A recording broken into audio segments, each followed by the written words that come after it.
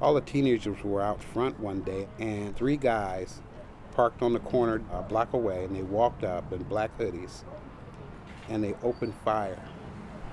They dropped 40 rounds. They tried to kill everybody they saw. By all accounts, 18-year-old Rickquese McCoy was just in the wrong place at the wrong time. He wasn't the shooter's intended target. He wasn't caught up in gangs. He had just made the honor roll. His murder shook the 2600 block of 44th Street. A block where kids rode bikes in circles and neighbors chatted on front lawns fell silent. Even the ice cream truck stopped coming around. Ricky McCoy Sr. is Rickquese's grandfather. He says the silence was too much to bear. For about a week or two, maybe even 3 weeks, nobody would even come outside anymore. And we're right across the street from an elementary school. There were no kids outside on the sidewalks riding bicycles or skateboards. It was eerie. It was nothing. It was horrible. So McCoy and grief counselors from the San Diego Compassion Project organized a community meeting. Hundreds packed the auditorium of the elementary school to talk about their fear and the frustration of seeing another black teenager gunned down. For pent-up residents, the emotional release was the easy part.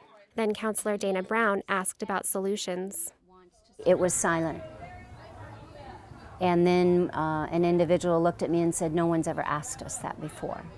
So residents spent the rest of the night brainstorming solutions. Ideas ranged from installing surveillance cameras to hosting a sports tournament for rival gangs. What stuck was the idea that to heal the community, they'd have to heal its individuals. They told Brown that ultimately, the tension in their community stems from poverty and a lack of resources. There's homeless, there's dropouts, there's gangs, there's domestic violence, there's bullying, there's just about anything in the world that is painful is on this block. On the flip side, absolutely brilliant opportunities. The meeting inspired Rickquese's grandfather to get to work. He had a sign printed at the Home Depot where he works. It reads "Neighborhood Meeting" in big block letters and hangs from the bars that surround his apartment complex. I decided I would be, instead of being a product of my environment, that I would have my environment be a product of me. And the only way to do that is to get out there and change something. Okay, put your name on something, put your flavor out there in the world.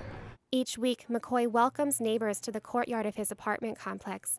He calls it his outdoor conference room. Residents pull a hodgepodge of chairs from nearby apartments and sit down to work on getting neighbors help. We always give out resources every Sunday. McCoy and his neighbors pass around job listings and flyers for post-traumatic stress workshops.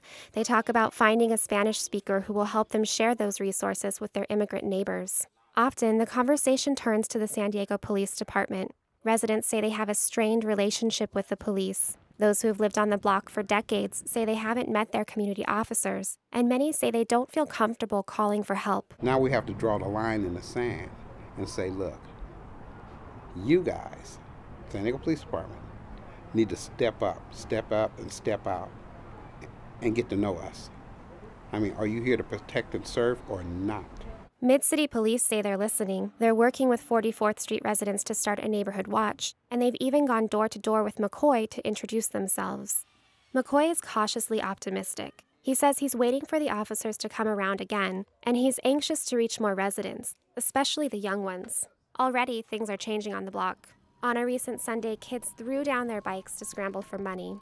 The ice cream truck was back.